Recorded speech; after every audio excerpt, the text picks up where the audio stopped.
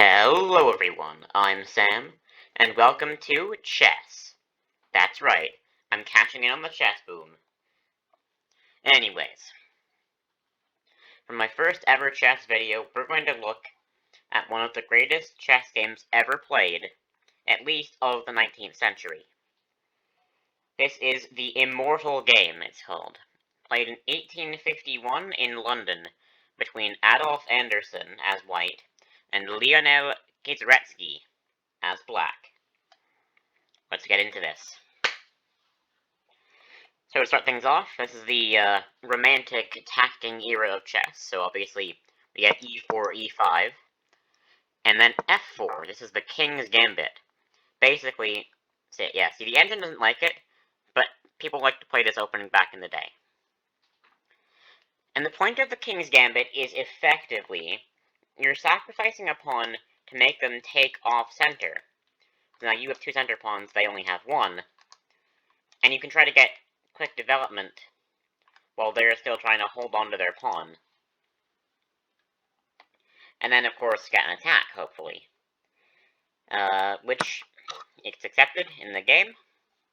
Then bishop to c4. This is the bishop's gambit. And basically what this allows is it allows queen h4 check. The normal move in this position would be knight to f3, protecting against that, and then the game goes on. But in this game, he just let it happen. Who even cares? I don't need the castle. Screw castling. It's for losers. Anyways, king f1. And then b5. So this is really weird, and I don't know why it was played. But I think the point was to try to take pressure off of the f7 pawn, which of course is very weak in most positions. And so it's distracting the bishop away from that pawn. So we get bishop takes b5. Then knight to f6, attacking the center pawn. Now, here, Mr. Anderssen played knight to f3, attacking the queen. You can't do nothing, because then he'll take it. That will be very bad. So, he removes his queen out of the way. We get d3, supporting the center and taking some space. Then we get knight there. Now, the point of knight to h5 is basically trying to cheese Anderssen. Because if Anderssen does nothing, then Lionel Kizaretsky gets this check. If you move the king, you lose the rook. If you take the rook, you lose it anyway. I mean, take the knight, you lose the rook anyways. Now, surprisingly enough, Anderssen doesn't blunder that. He plays this, so that when you go here, just take, and then you're good. So, queen to g5, knight to f5 because you were forked. You don't want to lose a piece because that would be very unfortunate. When we get c6, attacking the bishop. Anderssen plays danger levels, as Levy likes to call it.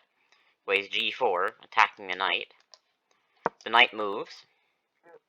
Now Anderssen plays rook to g4, which is actually the best move according to the engine. So credit to him.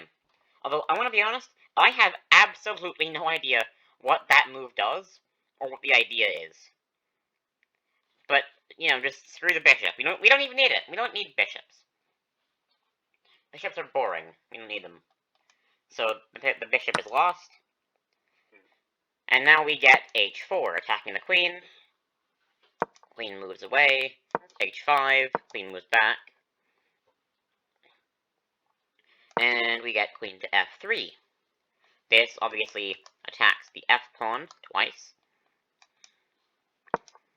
And it is promptly captured. Also, the queen was going to get trapped if he didn't move the knight, so he had to give the pawn back up.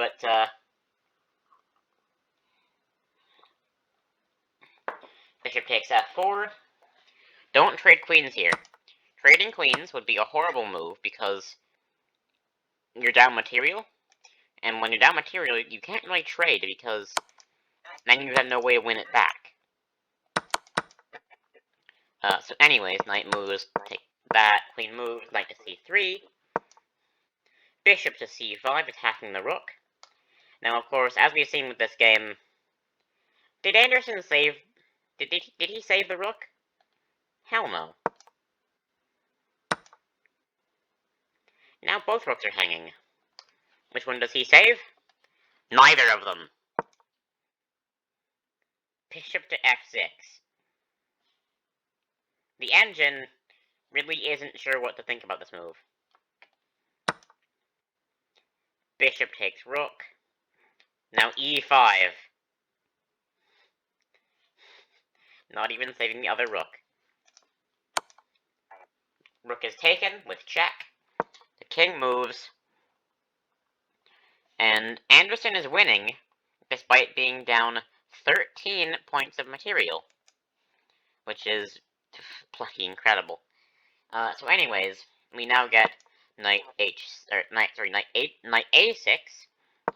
stopping the threat of knight takes g7, and then king to d8, and then bishop to c7 checkmate. Unfortunately, it actually blunders because it allows a different checkmate. Feel free to try to solve a checkmate, mate in 3.